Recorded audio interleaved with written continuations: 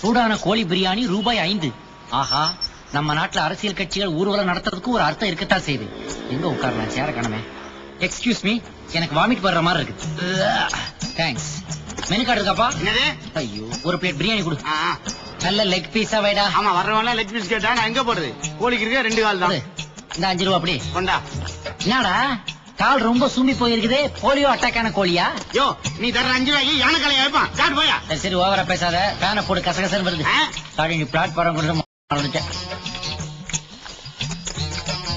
Phone கிடையா? ஆமா ஆமா, சின்ன காலா இருந்தாலும் நல்லா இருக்கடா. நல்லா தான் இருக்கு, சாப்பிடு.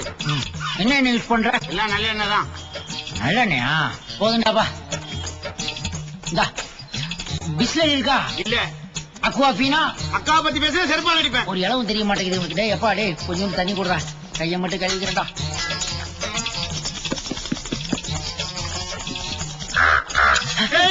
அது ஒரு தொண்டை கட்டிருக்கு போல இருக்கு. என்ன ஒரு மாதிரியா சவுண்ட் வருதே?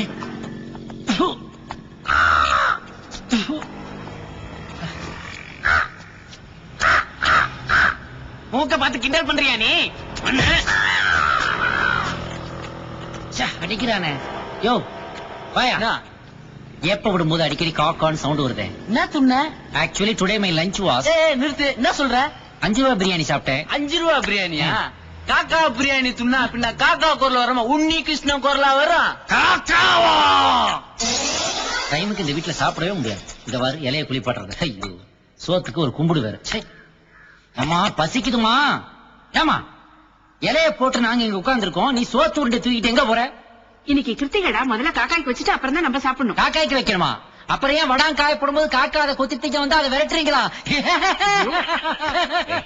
அப்படியெல்லாம் பேசக்கூடாதுல. சாதா காக்காய சொன்னா அண்டங்காக்காய்க்கு கோவம் வர்றதப்பா. இதையெல்லாம் நாங்க வசந்த மாளிகையிலேயே பாத்துட்டோம். இப்ப போய் பிலிம் காட்டிக்கிட்டு தண்ணிய